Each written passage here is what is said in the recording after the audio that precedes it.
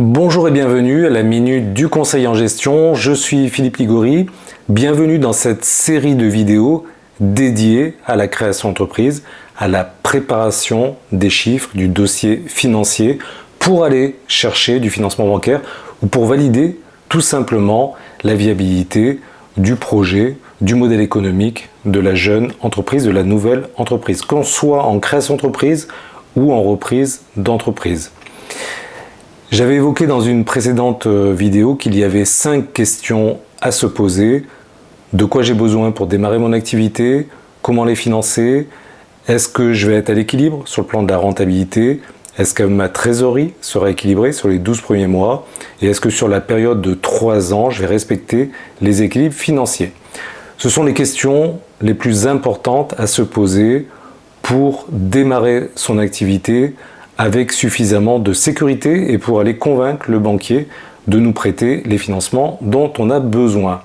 On va donc démarrer par la première question, de quoi j'ai besoin pour démarrer mon activité. Donc pour démarrer, c'est le premier jour, le lancement de l'activité, vous avez préparé votre projet, vous êtes immatriculé et vous êtes prêt à travailler, à facturer, à voir vos premiers clients, à dépenser on va dire, les premières charges, même si c'est possible de faire des dépenses avant de démarrer, de les faire reprendre dans le cadre de la nouvelle entreprise.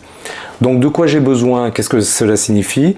Ce ne sont pas toutes les charges, toutes les dépenses que l'on va identifier et on va faire la dissociation entre les charges et les immobilisations. Ce que l'on va quantifier, ce sont les immobilisations, les investissements. Je vais prendre un exemple pour que ce soit clair. Si j'achète un véhicule pour mon activité, le véhicule est une immobilisation, un investissement, je vais l'intégrer dans mes besoins, dans mon plan de financement. Pour le montant hors taxe, si je suis un assujetti à la TVA, c'est-à-dire si je récupère la TVA que je vais payer à mon fournisseur.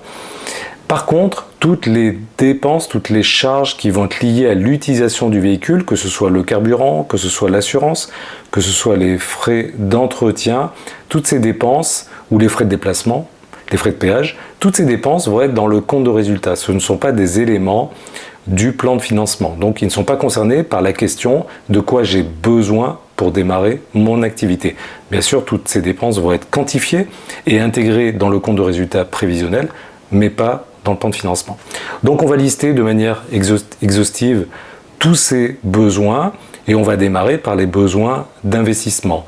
Matériel informatique, matériel de transport, matériel de production, le petit outillage, tout ce dont on a besoin et que l'on va utiliser sur une durée supérieure à 1 an. Le critère, c'est la durée d'utilisation.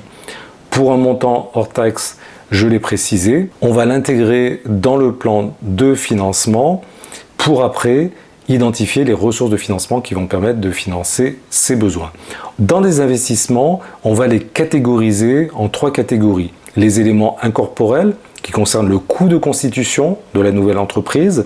Ça va concerner également l'acquisition des logiciels, peut-être des brevets ou des marques à déposer.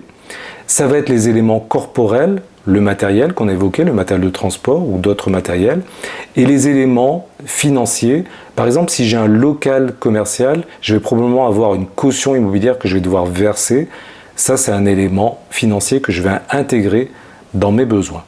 On ne va pas s'arrêter aux éléments d'investissement, on va aller aussi quantifier et intégrer des besoins liés à l'activité, ce qu'on appelle le besoin au fonds de roulement. Le besoin au fonds de roulement, c'est la trésorerie qui est mobilisée dans le cycle d'activité. J'ai une activité, je vends à des entreprises, par exemple, j'ai besoin d'un certain niveau de trésorerie pour exercer mon activité. Ça va être par exemple le crédit client. Si je vends à des entreprises, j'ai un délai d'encaissement. Ce délai d'encaissement, je vais le quantifier et je vais l'intégrer dans mes besoins. Si par exemple je réalise 120 000 euros de chiffre d'affaires TTC à l'année et que mon délai de paiement c'est 2 mois, et ben mon besoin ça va être 2/12 des 120 000 euros. Je vais intégrer également dans mes besoins le montant de mes stocks, que ce soit des stocks achetés, marchandises, matières premières, ou des stocks produits que sont les encours et les produits finis. Tous ces éléments identifiés, de quoi j'ai besoin pour exercer mon activité, pour démarrer mon activité, je l'intègre dans un document qui s'appelle le plan de financement. Ce plan de financement ressemble un petit peu à un bilan.